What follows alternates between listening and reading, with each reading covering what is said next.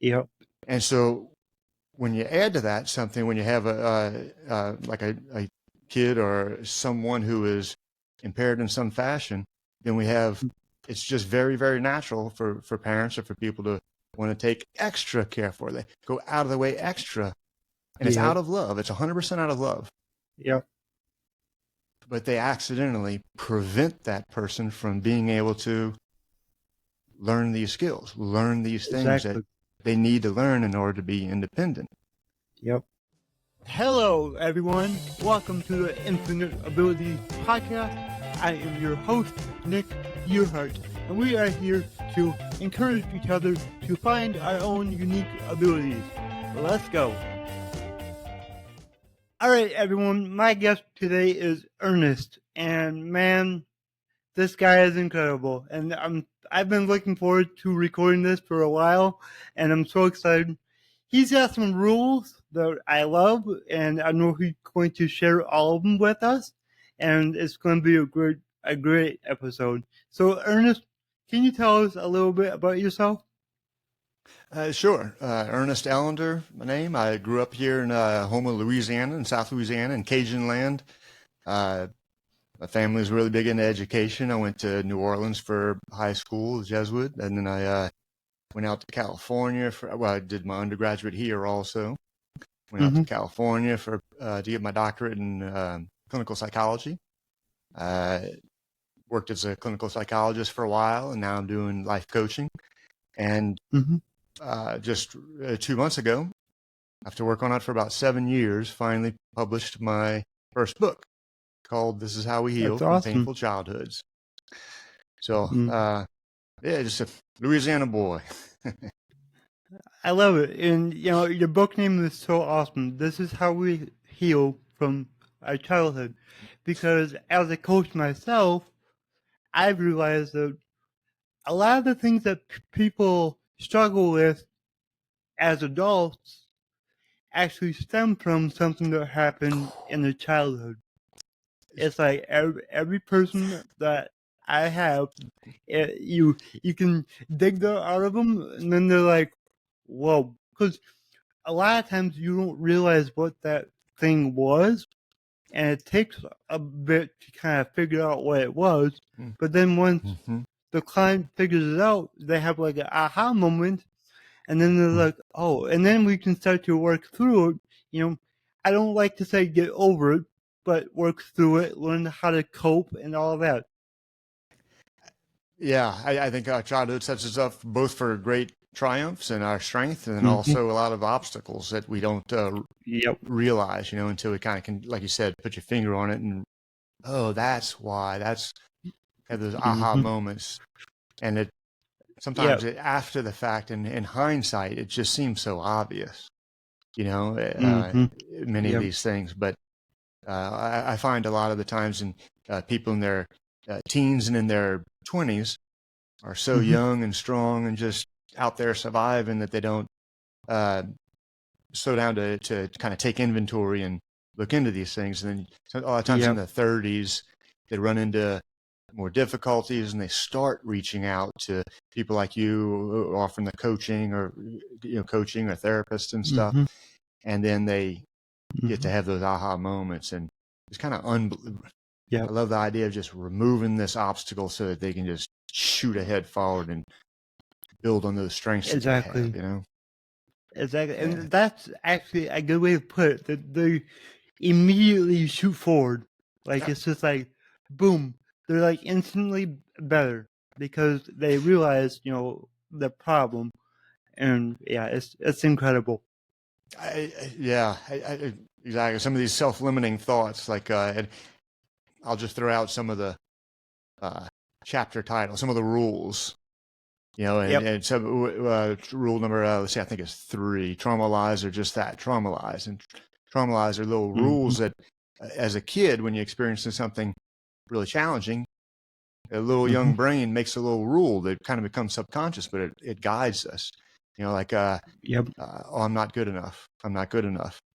And if we're an adult and we're just thinking, should I go out for this new job or not? Well, no, I'm not good enough. So it's a self-limiting thought. And as soon as you remove that thought, it's like, oh, wait, you mean I am good enough? I just been Mm-hmm. self-limiting all these years. Yep. Remove that. It's Yep. like, oh, well, now what's available?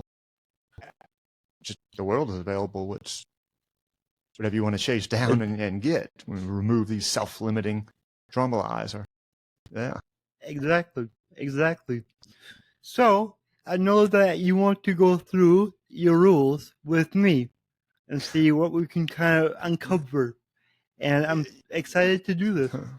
You know, I was, you know, we talked briefly a few weeks ago, and I just really mulled Yep. over my head a lot.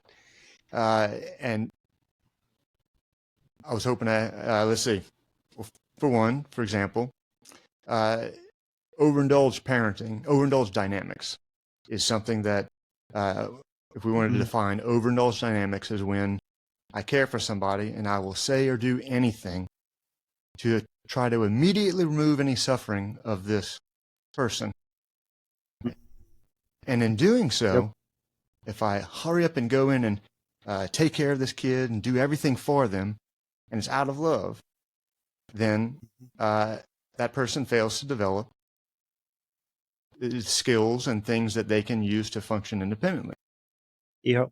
And so when you add to that something, when you have like a kid or someone who is impaired in some fashion, then we have, it's just very, very natural for parents or for people to want to take extra care for. They go out of the way extra, and it's Yep. out of love. It's 100% out of love.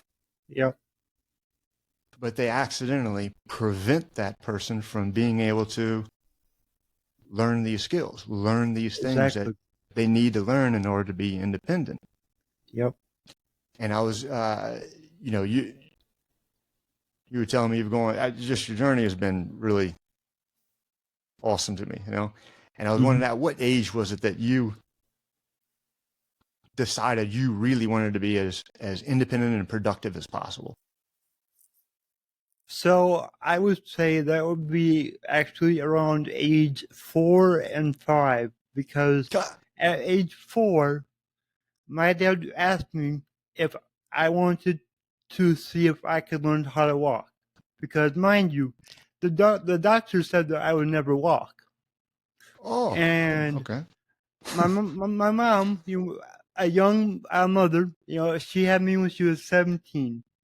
Okay. So, she just took the doctor's word, which is totally okay. That's what a lot of Yeah. people do. Mm-hmm. But my dad came along, and which, when I say came along, um, my dad is not my biological dad, Okay. but his name was Dave. I lost him 4 years ago but um, yeah, he at age 4 he asked me, "Hey, do you want to see if you can learn how to walk on your own?" And I was like, "Yeah." So him and my mom worked with me basically every day for like 6 months to a year, and then finally I was able to take my own steps on my own. Ah, fantastic. So yeah. That's wild. So when you get somebody who understands Mm-hmm. the need for repetitive, constant learning and Yep, practice to be able to get somewhere, as opposed exactly. to, yeah, well, that's fantastic. Thank you. Awesome. Right. So I'm curious also, you know, another one of the, let's see, look at my little notes here. That's right. Another one of the rules is the pendulum effect is a real thing. It's a natural thing that comes along with trauma. Mm-hmm. So a lot of times, you know, there's a pendulum, you know, it swings from one side to the other. Yep. Sometimes when we're trying to encourage somebody to do something, we can go overboard. Mm-hmm. We get pushed too hard. Mm-hmm. Yep. Experience any of that, of being pushed too hard, or not necessarily too hard, but in a negative fashion. Yeah, in the negative fashion, yes. My dad was very strict. I mean, it Okay. was his way or the highway. That's kind of how I was raised, Okay. and so it was, tough. Like, it was Mhm.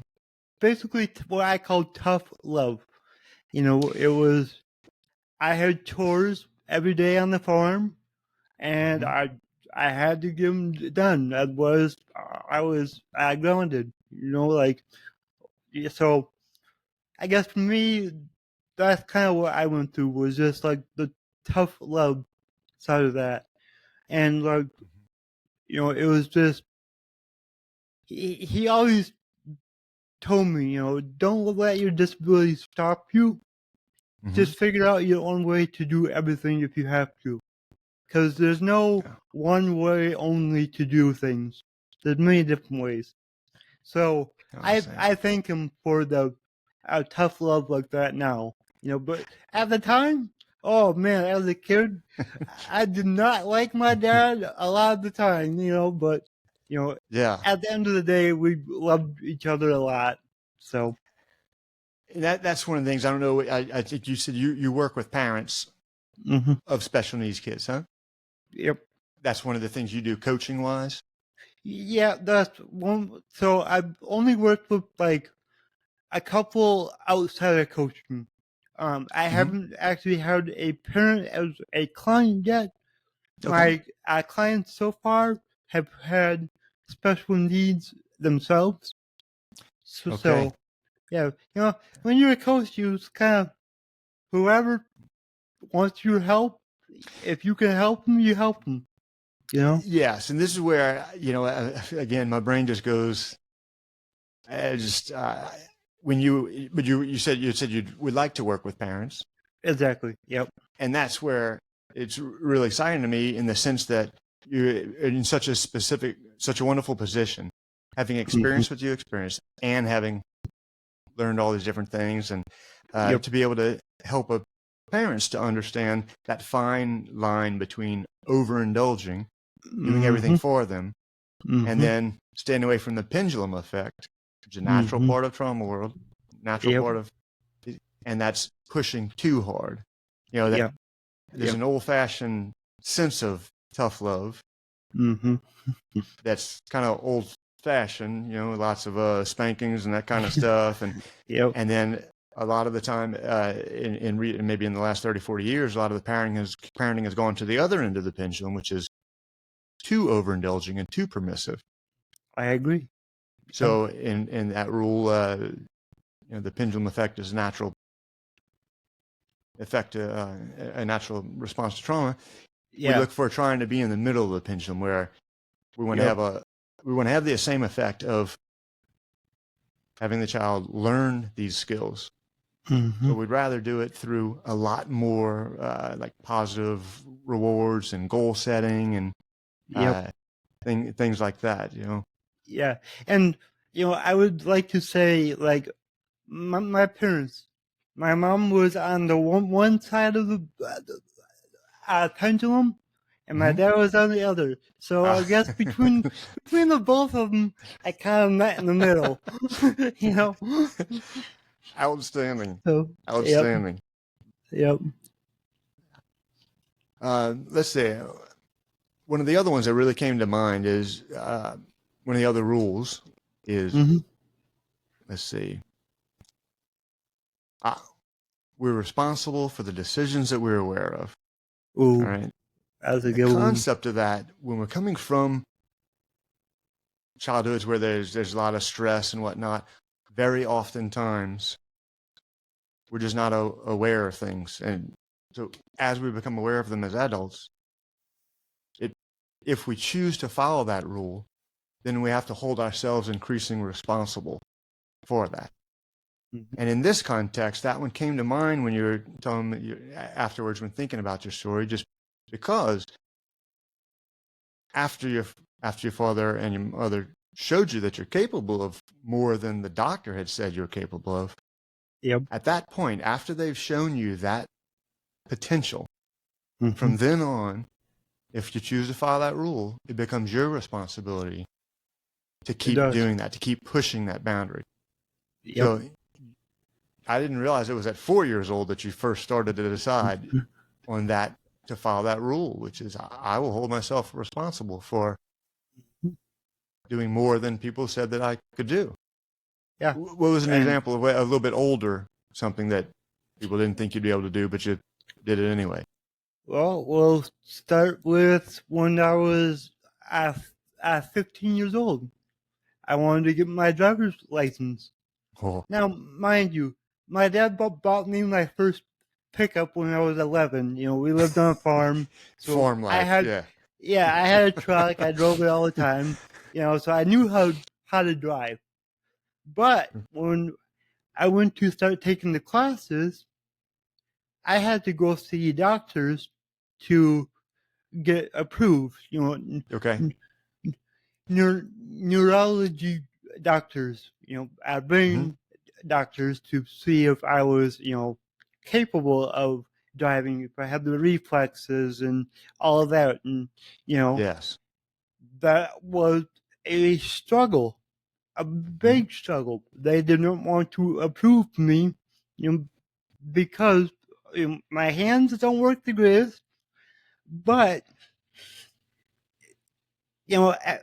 we fought for 6 months and finally through enough testing, and I had to do simulated like driving things and whatnot. Then they approved me to get my license. So, but like that was a time where I was just like, I'm not giving up until I have my license because I know I can do it. I've been doing it for 4 years Mm-hmm. now. So Yeah. it's like I knew I was fine, but it's just it and I understand it's hard for doctors to just sign off. There's Yeah, I know there's a lot of, especially in the medical world in America, there's a lot of mm-hmm, fear of liability. So, oh, exactly. well, if we do this, then he might, Mm-hmm. and so they tend to tell us that we can't do stuff or it's not advisable. Yep, yep, exactly. Yeah. And I just gotta say, I got my license at 16 years old, just like anybody else would, and I'm now 32 years old, and I've only been involved in 3 accidents, which have all been me getting rear-ended. Not my fault. Just you know, I was in the wrong Yeah. spot at the wrong time. That's it. So, Awesome. Yeah. Amazing, man. thank you. And Wait, like driving is my passion. It's one of my passions because when I get behind the wheel, my disability disappears. It really okay. like I don't feel like I have CP at all. It's just I drive. I'm a good driver. Anybody that knows me will tell you that. So yeah, Oh, man. I'll say, what do you drive, by the way? I'm a nerd car. De- I mean, a car depends nerd. on the day. Ah, okay. I currently only have 5 vehicles. So What? yeah, I have a Tahoe Impala, and then my other car that I drive is a '96 Eagle Talon, which is the same thing as a Oh, Mitsubishi Eclipse. So it's like a okay. sports car, Yeah, and yeah. that car is actually a 5-speed manual. Oh, So wow. I That's drive fun, huh? manual also. That's all I like to drive. I have my old, I actually have a farm truck, a Mm-hmm. 2001 Toyota Tacoma with Oh, a love it. manual. I just love the Yep, manual. You just feel so connected to the vehicle, huh? you do. It Yeah, does. Yeah.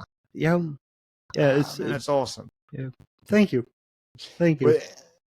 Which another one of the rules that came to mind after we discussed our stuff is that the Mm-hmm. rule number 5 is healing requires training, education, and empathy for all.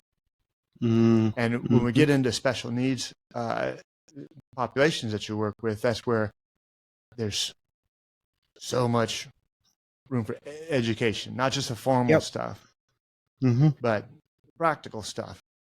Yep. And because it's often so unique, Mm-hmm. each situation is so unique. Yep. We can only rely on so much from like a regular, like the regular physician who would see you and tell you this part. Exactly. And they're so Yep. specialists that say neurologically this, Mm-hmm. muscularly this, psychologically that, and they meet you and do a few tests. Mm-hmm. And that's where I've always in my, as a therapist and then as a coach, Mm-hmm. that became a rule because it encouraged people to look past just what one or two people told them, to look past it, to keep educating, keep finding new sources of information, keep looking for, keep consuming, keep listening to podcasts that talk to the topic. Mm-hmm. Hire different professionals to give you a professional take on things. But to keep in it, keep in it, keep in it. Yep. So healing from stuff in our childhood just, it requires so much. Mm-hmm. They have the education. So that education is like kind of just learning information-based stuff. Mm-hmm. Like learning just about muscles and things like that. And then the training part. And training is where we physically run ourselves through repetitions to develop a new skill. Mm-hmm. Like you said, learning how to walk, what you said, 6 to 12 months. Yep. That'd be an example of training, in the sense that education, you can learn about how kids learn how to walk, but then you train to actually do it. Mm-hmm. It requires both of those things to heal and excel in the world, right? It does. Let's see. Okay. Another one, and I don't know if this relates to your situation much at all. It's just this concept of rule number 13, secrets destroy. And this is something that I really wanted to, I guess, just impress upon your audience, in the sense that families of all different sorts experience trauma and chronically stressful childhoods. Yeah. And when we have special needs situations, that is a at-risk population for additional trauma or abuse. Mm-hmm. When that is the case, as with general population, secrets destroy follows this concept that as long as we maintain secrets, whether it's shame about a family secret or not wanting to get in trouble for this or that, that secret remains isolated. And as long as it remains isolated, it means that we are not able to do something about it. It's not able to have input from other people. It's not able to be addressed, right? It just stays, and it doesn't just stay there. Oftentimes it builds. It builds in toxic shame. It builds in fear, whatnot. And therefore, what do we do about it? Each of the rules, by the way, explain the concept, like secrets destroy. So once we understand, in isolation, our thinking and our behaviors can get really, really kind of go off the rails and get really, really unhealthy. A family in isolation, like that's why cults are really problematic, because they're isolated from the rest of the community that would tell them, like, hey, that's kind of getting crazy out there, So any family that holds these secrets, the thinking and behaving can get really out there. So each rule explains the issue, the problem, the variable that we need to deal with, and then offers some guidance as far as what do we do about it. Like how do we talk about it? Where do we talk? What's a healthy way to start talking about it? Whatever those things are.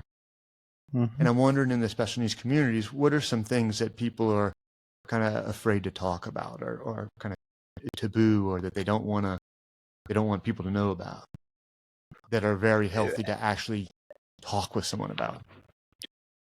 Yeah, like things that I've come across myself and with my clients is like shame. You're ashamed because you're different, or you put a burden on somebody else. But Okay. it's hard to really talk about that. It's hard to open up and explain, like, I'm ashamed because you know, I need help with certain things. Mm-hmm. So I feel like I'm less than Mm-hmm. somebody else. And that feeling of less than, that can honestly destroy a person. And it almost destroyed me a few years ago. So, it's... Okay. When we talk, one of the rules, let's see, which rule is that? uh, Rule number 7, we got to remove shame, learn from guilt, show remorse, and build esteem. Mm-hmm. And we clarify the difference between a normal, like I say, normal, a natural level of shame is when the emotion of shame can be a pro-social emotion in the sense that I'm a little bit ashamed of not being enough, so I'll work harder to fit in and to do well for ourselves. Exactly. So a little Yeah. bit of shame can be pro-social and Good. Yeah. it's when it gets Yeah. to be too much. Yep. It becomes toxic. It becomes toxic in our lives, huh? Yep. Where we not are just a little shameful of or fearful of being a burden, but Mm-hmm. too much. It becomes just too much. Yep. We begin to Exactly. hate ourselves instead of just be a little cautious or whatever. I went down that road Went down. because, Okay. yep, because, like, for me, my whole life up until, a few years ago, I would basically try to hide my disability. Mm-hmm. Well, trust me, you can't hide this. But like, that's what I had in my mind. Like, I tried to be as, let's say, quote unquote normal Mm-hmm. as I could. And I was constantly worried about what other people were thinking of me, like, out in public. Yeah. I wouldn't talk to people I didn't know. Like, if I went to a restaurant, I would have whoever I was with order my food just so I didn't have to talk to the waiter. Yeah. So that over time, it takes a toll. Absolutely. Yeah. Mm-hmm. And yet here now, you are interviewing me on a Yeah. broadcasting to the world, Yep. speaking your voice, right? Exactly. What was it that I'm curious before I tell you some of Yeah. the suggestions in the book? How were you able to turn that around? What went from trying to hide it to just broadcasting it boldly, so So boldly? I started listening to a podcast, and for anybody listening, look up the Mindset Mentor by Rob Dial. He's one Mindset of my mentor. mentors. I've actually gotten to speak with him. It was incredible. And but Awesome. his podcast is what changed my entire life for the good. Because when I started listening to him, I was depressed. I had suicidal thoughts. It was not a good place. And the world works in wonderful ways. I somehow found his podcast. I was out mowing my lawn. I listened to the first episode and then just kept listening the rest of the entire day because he helps helps you understand yourself and understand why you feel certain ways. Helps you realize, like, your mindset. And I quickly realized I was a very negative person. My Okay. mindset was always negative. I was always looking at the bad in every situation. And over time, you can work through that and figure out how to look at the good in situations, even if they're bad at the time. You can, a lot of times in the moment, you can come up with some sort of positive, but if Mm-hmm. not, it'll happen down the the road. And I go ahead. I was just going to say, it sounds like it wasn't one thing that he said, but a No, stream of things, that a bunch of little exactly. skills that he's advocating and whatnot. Yep. Fantastic. Yeah. Yeah. I don't think it's ever just a one thing. One thing cures all. I don't think that exists. That is specifically going back to that other rule. Healing requires education, training, and Yep. empathy for all, because there tends to be this, the desire for a magic pill or a magic bullet, whatever, that to do the trick. And oftentimes we'll have an epiphany that kind of be like an educational moment where I realize, oh, I'm a very negative thinker. I didn't realize that. Yep. Was just realizing it doesn't turn you into a positive person. No. Next, I have to practice thinking more positive on a daily basis, catching yourself, and then correcting yourself. So we call it like thought correction or cognitive restructuring. They have all these different terms for it. Mindfulness comes in there. All these different skills to do that. Yeah, like one thing that reminded me of that he talks about a lot is, you, sometimes you can't control your first thought, but you can always control your second thought. And that stuck with me because, like your subconscious is your first thought. That is where your first thought comes from. Yes. But then if you can realize that thought and acknowledge that it's not the right thought, then you can change it to something else. Absolutely. So that would bring us to rule number 2, which is who you are in sympathetic is not who you are in parasympathetic. Yes. So exactly. the history of that one, what goes on, I guess the concept that goes with that understanding is that when we're young and experience traumatic things or chronically stressful things, it's not like you have to experience one terrible thing.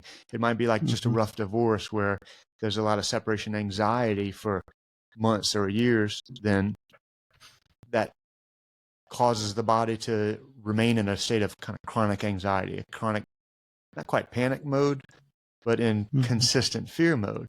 And when we're scared, that's our sympathetic nervous system trying to keep us safe. When we're in that chronic state of sympathetic arousal, in that fight, flight, freeze, or fawn response, most of our responses are born of fear, or they're born of born out of that toxic shame. Exactly. So rule number 4 is we must slow down to speed up. And it's doing exactly what, and you just offered a precise example of that. The first thing that comes out of my mouth is oftentimes born out of out of a trauma history, out of these fear-based thinking, this reactive and often aggressive or overly submissive, that fight, flight, freeze response. So we slow down, take a few deep breaths, and there's a whole chapter on how to, when we slow down, how do we breathe in such a way that shuts down our sympathetic nervous system and activates our rest and digest parasympathetic. So when you get good at it, you see somebody who's really good at it, they can be wound up for a second, take a few breaths. And in that breathing, while breathing, we start with the statement, I am not going to react to this situation, but instead I'm going to proactively formulate a game plan according to my values and my beliefs and what I want to do and where I want to be. So it's according to, I'm not going to react. I'm going to act according to goals and values. Yeah. And once we practice it and train ourselves to do that, we can go from being negative to positive in a couple of breaths with a couple of thoughts. Yeah. Now it does take, months and months and months of practicing to do that. Yep. But again, it's one of those things that just unlocks the potential to a proactive in like deliberate life and choices and moments instead It of does. reacting Mm-hmm. according to these subconscious. Man, a lot of negative, a lot of fear based, a lot of self-loathing, a lot of just negative Yep. stuff, you know. Yep. And I love that you brought up breathing. Just stop to breathe. I do it multiple times a day just to bring myself back, calm down if I'm getting overwhelmed or stressed out or anything like that. Just stop and breathe. Luckily, there's been a lot of great instruction on breathing. Mm-hmm. In the book for chapter 4, I really chapter 2 or 4, I forget where that breathing tutorial is. I focus Yeah. very specifically on what it takes to go from the survival mode to rest and digest mode, what it takes to Mm-hmm. calm us down. And so that's really looking at our natural response to danger and Mm-hmm. then directly addressing that. But once you have that foundational level, there are so many advanced ways of breathing. And like I work with a lot of the clients I work with after they learn how to get themselves out of that chronic state. Mm-hmm. Just alone, well, next you want to do it around other people. So like yoga is a good environment where oftentimes yoga instructors are consistently saying, breathe through this, breathe in that way. They say Yep. breathe like 30 different times in an hour. It was good, Mm-hmm. repetitive practice. Mm-hmm. And then they just have so many different breathing tutorials and things out there. Oh yeah. I originally hated doing the breathing stuff. It was so boring to me. I really like the cognitive stuff. I really like the challenging Yep. cognitive stuff. But after about a Yep. year of working with clients, Mm-hmm. and I'd go through the full hour tutorial, after about a year, I realized, man, I am a lot more of an anxious individual than I previously thought. I Yep. need this stuff. So I started, practicing Yeah. more of what I preach and Mm-hmm. really got into it. And there's years later, I mean, decades later, actually, maybe about 6 years ago, I was, what do you call it, snorkeling somewhere and on the little tour. And somebody said, man, you pretty good at snorkeling. You need to try out that free diving. I said, what's that? I had no idea.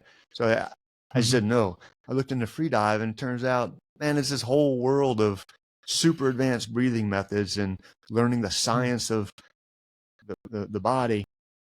Yeah. To where people can hold their breath. The world record is somewhere like 12 minutes or something like that. Hold the breath underwater for Whoa. 12 minutes. And Wow. that's of natural breathing. If you hyperoxygenate, Mm-hmm. the world record is like 22 minutes or something, which is, Whoa. I'm almost broken 4 minutes. I'm still like Yep. amateur, right? The Yeah. intermediate people are in the 4 to 6, 7 minute range. I mean, it's just Yeah. amazing. But you That have is. to demonstrate amazing control over your Mm-hmm. mind, all these soothing, calming thoughts, and I don't know. I'm gonna get there. I will break 4 minutes this year, and I'm hoping to get into Yeah. that There 5, you 6 go. minute range next year. There you go. Which, again, that's goes with that. Well, 2 rules, kind of the Mm-hmm. education and training, Yep. which Exactly. is, and then rule number 20 is we want to make it normal. We say make Mm-hmm. what normal? Make all the first 19 rules normal.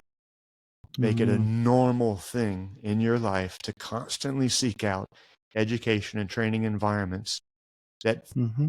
force you to continue to grow. I'm sure after you learned how Yep. to walk and drive, you didn't stop pushing yourself. I mean, do you still have a No. fitness routine or anything like that? Oh yeah. I Yeah. exercise almost every day. I, Yeah. yeah. You gotta keep going. Yep. Make it normal. It's now you get there, Exactly. and when it comes to trauma stuff, and you don't, when it comes to somebody who's experienced a bit of stress and trauma in their childhood, you don't get to a point and then, oh, it's all done, all healed, I'm good, I'm done. Yeah. Exactly. Unfortunately, it doesn't work like that. We want to No. make it a normal lifestyle of challenging ourselves to all these rules and challenging ourselves to keep educating and keep training. But the cool Yep. part is when you Exactly. do, if you keep pushing yourself in these Mm-hmm. ways and keep introspecting and learning how to think differently, and excel, you end up being able to function so much, even, I mean, more advanced than people just kind of going along and never Yeah. look at learning about themselves and learning how we think and how we function. You know. Yeah, and you actually start to look at the world differently. It's incredible. Absolutely. You know, like for me, like the world is a better place now than 3 years ago when I was at my darkest time. And the world didn't change. I changed. Yeah. I changed, and I made the world better. Like, yeah. Remove some of those self-limiting thoughts and Yeah. behaviors and habits, huh? Mm-hmm. In order to see more of what you're made of and what you can do. And you know, I do want to go back to that toxic thing, because I mean, it's you know, so I heard you say that this podcast offered these numerous skills and mindset that unlocked more of your potential. Yep. And helped you to take that toxic shame and kind of throw it in the trash and kind of go in the other direction, which is to be not just I would hope not just accepting of yourself, but even celebrating your capabilities and what you can do. Mm-hmm. And I think I know there's a lot of people in various situations with chronic illnesses or special needs where they absolutely are dependent. Mm-hmm. And therefore, where do we do there with the toxic shame part? Mm-hmm. And there, I guess, let's see, another rule is, I forgot which one, number 19, it's not a contest. Trauma's just bad and sad. It's kind of this, it's kind of like it's not a contest. I don't need to be the most productive person in the world, but it's the practice attempting to contribute to the family or to yourself and to take care of yourself. It's that process of it. It's not the level of functioning. Yeah, and like I have a note on my desk. It simply says, "Be better." That's it. Be better. Perfect. Yes. Yeah. Just be better yourself. Wherever you are, just keep doing so. Exactly. And so, and so when we talk about somebody who is dependent to a larger degree than you or I, very dependent, well, that is really hard. It's hard to accept. It's hard to accept the kindness of other people. It's hard to accept that. It is. But when we accept whatever part is necessary and then maintain exactly that, be better, do more. In what way can I? In what way can I work towards the betterment of the family or the school or the community or whatever? To have some sense of that contributing to outside of just feeding myself, you know? Yeah, and you can always do more, I feel like. I mean, yeah, there's individuals who are unable, let's say, to do things. And that's why I like to talk to parents or caregivers. It's like, okay, it's kind of on you as a parent or a caregiver at that stage, let's say, to kind of give that person the best quality of life that they can, but also take care of yourself, but just, it's hard to find that happy medium, but it's like, I don't know, I feel like there's always more that anybody can do, and that can just be thoughts, just your thoughts alone. If you improve your thoughts, sometimes, absolutely, improve your thoughts and improve the education. Sometimes it's, sometimes doing better doesn't mean doing more. It means sometimes it means doing less. Sometimes the caretakers Yeah. are just so hard on themselves and so they break their own lives down so much. Yep. And it's like, so sometimes taking that time to practice better self-care benefits everyone all the way around. And Yep. so sometimes, like Yep. in the sports world, a lot of the greatest advances are not in being tougher on the body. It's been in learning how to relax better and heal better. And how do we relax and how do we heal faster? How do we recover faster from the workout? So sometimes it's doing better, recovering more, doing better, eating cleaner, doing better, chilling more, giving enough of rest and all that stuff. In other words, do better by doing smarter, not just harder or tougher or what have you, Exactly. So I didn't go through all the rules at all, nor do I plan to. I'm not sure if we can keep going. I'm trying to think of anyone others that come to mind for our conversation here. Slow us down. Let's see.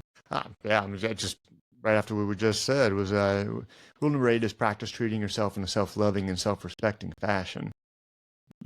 Which is when somebody's encountered a bit of trauma stuff, oftentimes, but not oftentimes, it's almost all the time. When it's encountered as a kid has a difficult time thinking outside of their own brain, right? So they kind of like to a kid, the world revolves around them. So a bad thing is happening in the world is because they did something wrong, because they are, and even as an adult, you might cognitively be able to say, well, yeah, of course it wasn't my fault. I know I didn't cause my parents divorced. But then when we get into these moments with our significant others where I'm feeling a little bit the fear of rejection, that's when those trauma lies come out and I treat myself poorly and kind of hate myself and that kind of stuff. So that's where that rule comes in, where I have to practice, even when I don't feel like it, treating myself in a self-loving and self-respecting fashion. And if I truly love myself and respect myself, and I go more into it in the chapter to understand, we want to do that in an increasingly educated, increasingly mature, increasingly like scientific way. Like for example, there's a kid, if I want to treat myself in a loving fashion, I'll treat myself to the candy cupboard, and eat a bunch of stuff. I love myself. I'm gonna feed myself this bunch of, but as an adult, I know that's kind of disrespecting my body by destroying it with a bunch of refined sugars and whatnot, so it's a skill to develop, treat ourselves in self-loving and increasingly mature and educated, self-respecting fashion. And that's the one where I feel like you have just you and your podcast has a tremendous amount to offer, as far as, number one, addressing that rule about secrets destroyed. Even when it's uncomfortable, we're just going to go ahead and talk about this stuff. So for this massive population who, where do they go to hear more of these conversations just openly discussed? That we get to just talk about and hear about it. Just like you heard about that mindset, you get to do that in this realm. And then we get to work on the education part and educating parents about how do you treat yourself and your kid in a self-loving and self-respecting fashion. How do we stay away from that pendulum effect? Hitting that healthy middle ground. How do we not overindulge? By the way, the overindulging part, I go into it in the chapter, that the correction for overindulging, where I love this kid so much, and because they're impaired, I perceive them as impaired in some way. I want to do everything for them out of love. The one good method that we call mentor parenting. Mentor parenting is where I like that. I love it. This guy James Fogarty out in California, he has some went to one of his continuing education courses, and that just opened my eyes to this. It's a real simple formula where when the kid does something that is negative, you provide one little consequence. And it has to be a behavioral consequence, by the way. A lot of times parents want to talk their little child into being a good human being. And the kids just listen to the talking, but then when there's no consequence, that's it. It doesn't do anything. So just a little consequence, doesn't need to be the huge one, just a consequence. And then after the consequence is done, it's a little timeout or take away the cell phone for 10 minutes or whatever the little consequence is. After that, then we have this discussion of life lessons. It's communicating after the consequence. So the kid does something bad or does something good. There's a negative or a positive consequence. And then after that, we have a little talk about it. Well, why do you think you got that consequence, the good one or the bad one?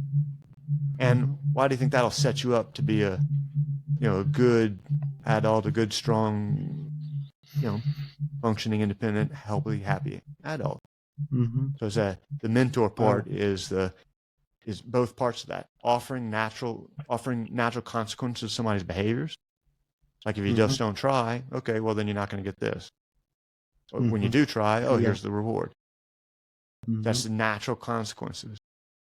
And then adding to that, the cognitive understanding, like imparting that parental wisdom to the kid. The problem comes, the overindulging part comes, the problem comes when you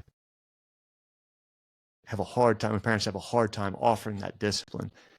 It can be hard to offer consequences when you just feel so bad for somebody, I don't want them to suffer anymore, so I don't want to give this consequence. I just want to talk to them, and hopefully they'll absorb it, and it just doesn't work very well. So there has to be consequences for everything, and I like how you put it, good and bad. Your child could do something good, and you can reward them with ice cream or something, Absolutely. Their favorite activity, ice cream, a little outing, go and play or what have you. Under the mentor parenting, there's like a strong focus on, we would like it to be like 95% positive. There's this old myth about, you don't want to just all go around and pat each other on the back for stuff. And it's not necessarily that I'm patting them on the back for every little thing they do, but it's setting up an intelligent, consistent system of rewards that promotes ambition. It promotes hunger for more productivity, for more training, more learning. The whole carrot and the stick, you want to have 95% carrot and 5% stick, much more of the positive, right? Exactly. That's awesome. And parenting is hard, but having resources like you, and who is that other guy you were talking about? James Fogarty. I think his book was something like Overindulged Parenting and Overindulged Children and Conduct Disorders. A Parent's Guide to Mentoring, something like that. That's his book. It's kind of hard to find, oddly. I really wish you would renew it or something. But anybody listening, just look that up. Hopefully you can find it, because that I think would be very, very helpful. He summarized the literature on it, and it's like I said, it's in it. I talk about it in that chapter on the chapter 16 on overindulgent dynamics. The dynamics are not just with parenting; it's also in regular relationships, two adult relationships. If I overindulge you and I just do everything for you, then you don't have to do it. And it's a big issue for people who've experienced rough childhoods oftentimes, because one of the survival responses is, a lot of people have heard of fight or flight, right? You either fight or you run away. Well, a third very natural response is freeze.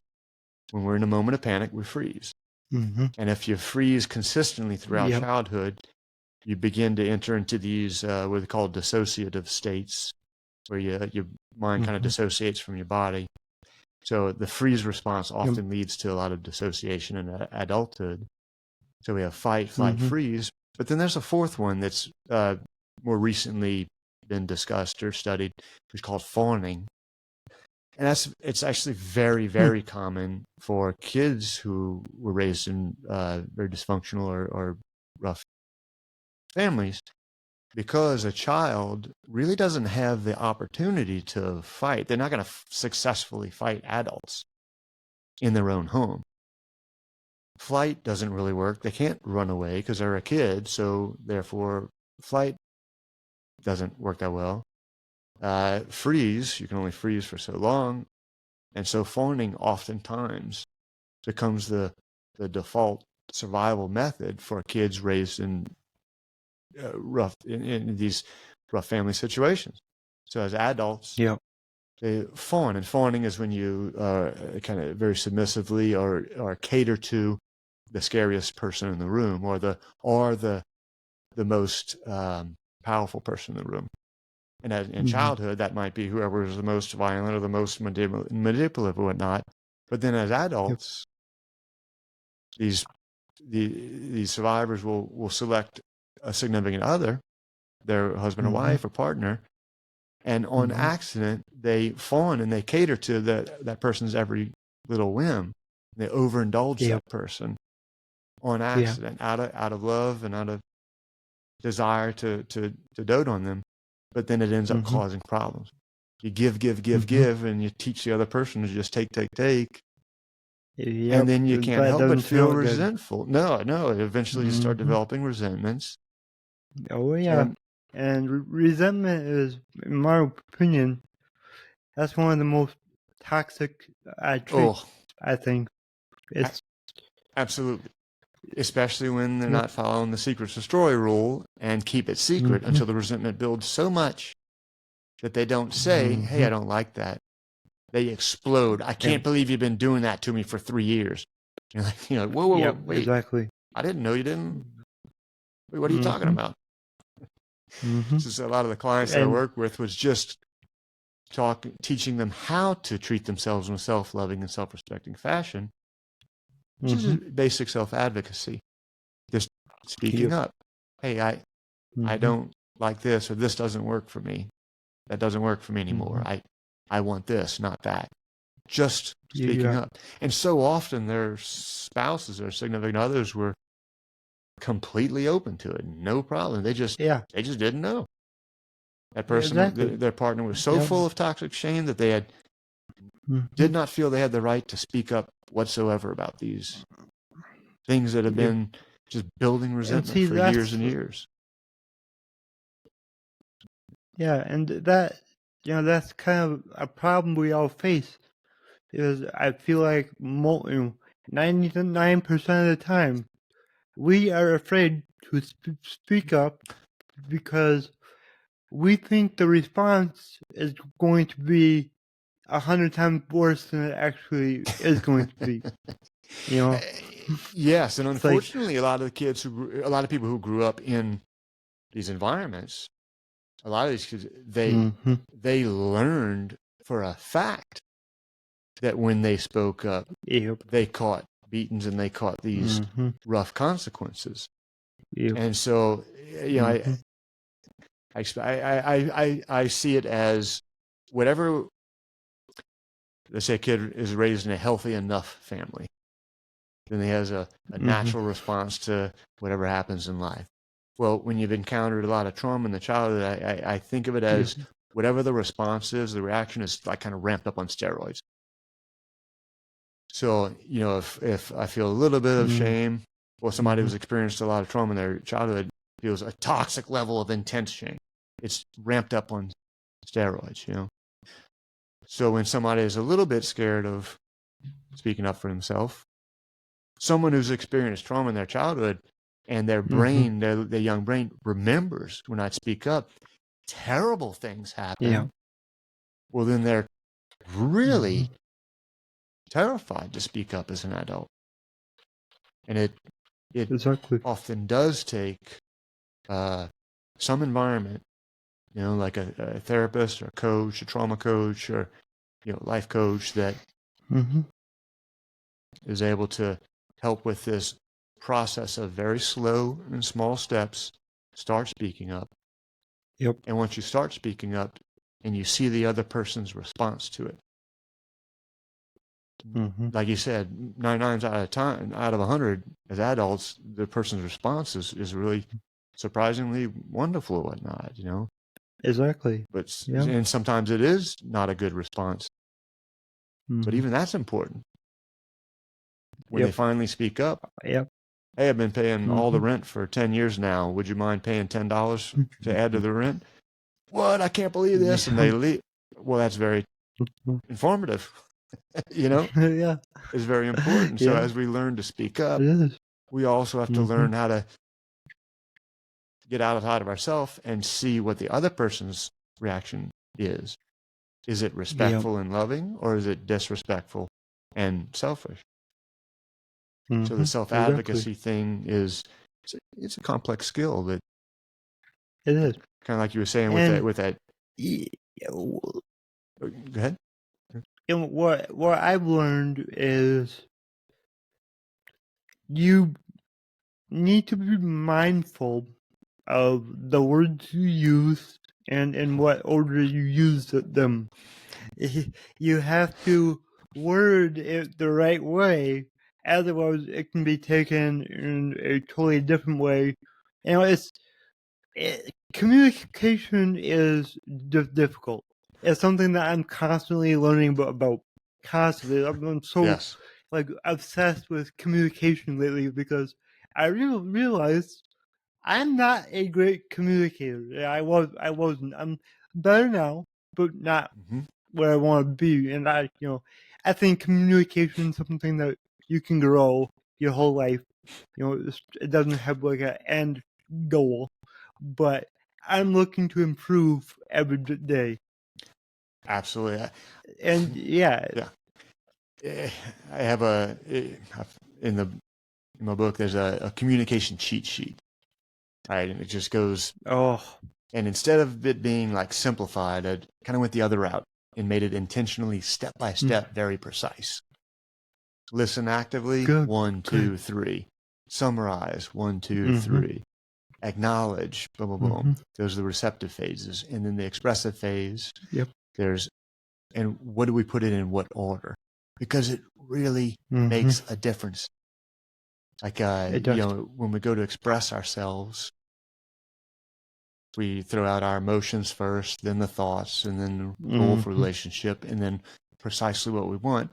We'll often get the best response.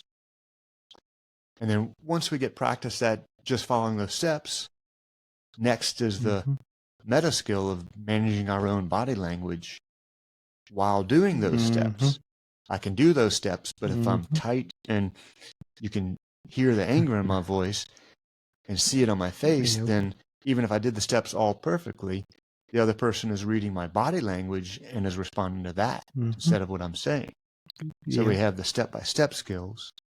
Then we have that awareness of body language, and that breathing and controlled breathing comes back in for me to keep my emotions in check so that I can speak clearly and put out that body language that is most conducive to a positive conversation. And then in my book, I do advocate this other guy. There's this guy, Chris Voss. This book is Never Split the Difference, Negotiating as Though Your Life Depends on It.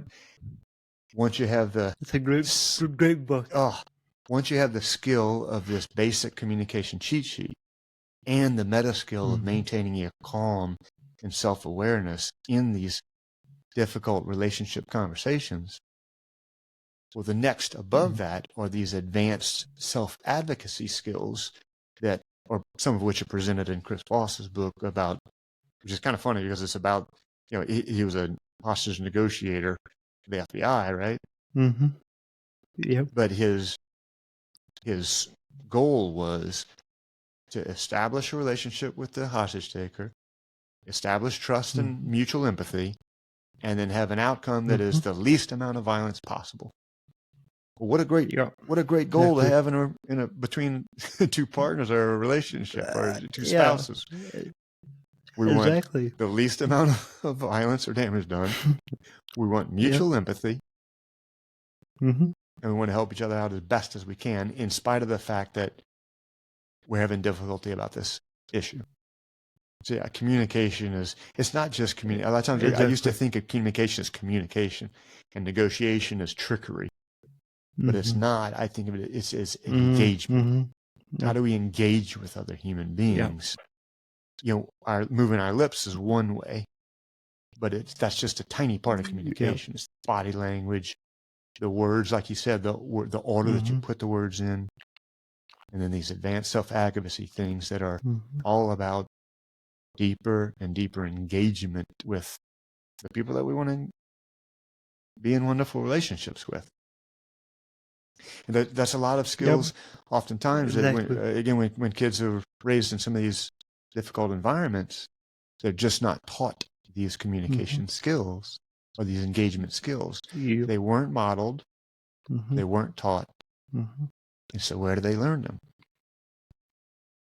You know, that's where the self-education and self-empowerment comes in, and listening to podcasts like yours and like that other guys that you were talking about, that just floods the brain with these educational and training and positive insights. Kind of, what do you call it? It's like a positive brainwashing to flush out the negative brainwashing of childhood or those self-imposed kind of negativity and obstacles. Yeah, it is exactly. So my slogan is, your abilities are infinite. What does it mean to you? Oh man, number one, I just love it. I think when I was 10 years old, I swam. I was a big swimmer and trained really hard all year. I mean, hard, like to the point of I'd be in tears at the end of a lot of these workouts because it was just so much. But at the end of it, I won the 10 and under state swim meet, the state swim meet. So I was the fastest 10-year-old boy in the state of Louisiana, you know, and it taught me.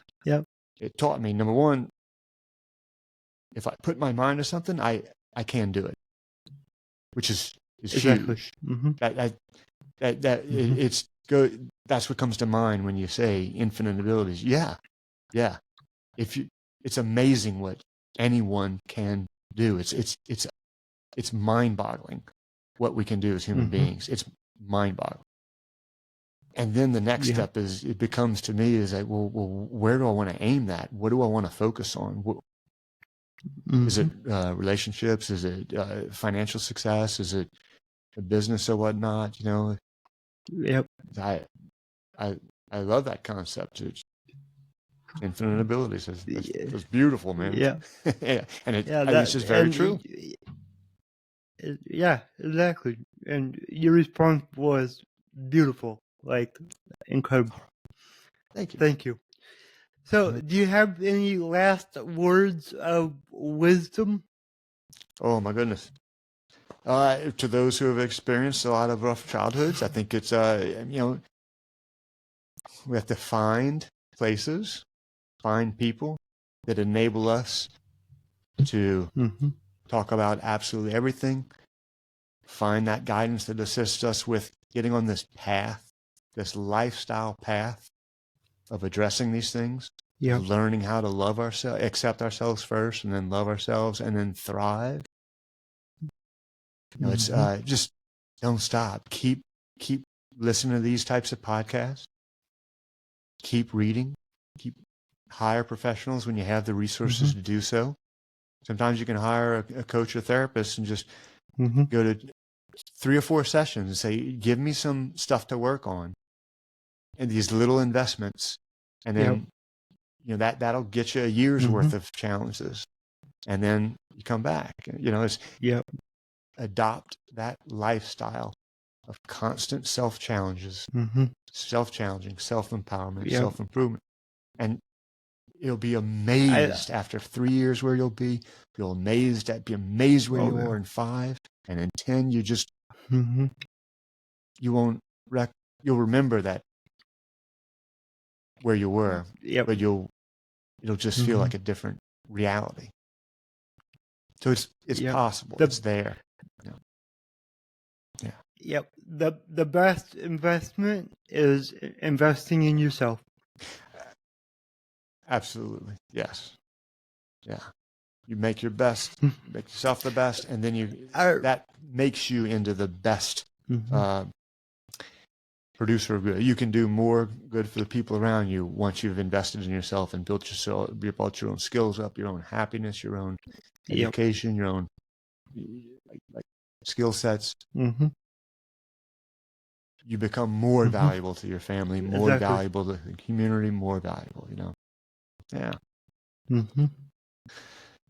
Yep. So yeah, Awesome. Yeah. So, where can people find you?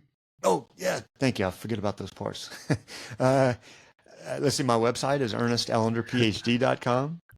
My book is on Amazon. It's called "This Is How We Heal from Painful Childhoods." And then there's also a website just for the book called healfromchildhood.com. Yeah, so any one of those 3 places would be great. Hopefully, I hope to do my own YouTube channel very soon. I'm going to get that started, but not yet. Good. Awesome. So yeah, I'll put all your links down in the show notes so everybody can find you. And everybody, just stop what you're doing right now and go and buy his book. I think everybody needs it. I know after this, I'm going on Amazon and I'm ordering it. So let's go. Awesome, man. And Nick, thank you so much for having me. I really appreciate it. And I enjoyed our talk the other day. And then just thinking about all this is wonderful. And I think this podcast is, again, just offers so much to us listeners into in forms of education and self-love and all those kind of things. It's just wonderful, man. So thank you for this opportunity and hope you keep it up, man. Oh yeah. And thank you. It was an honor having you on the show. This was incredible. Awesome. Thank you. If you enjoyed this show, please go ahead and share it on your Instagram story and tag me in the Nick Yerhart.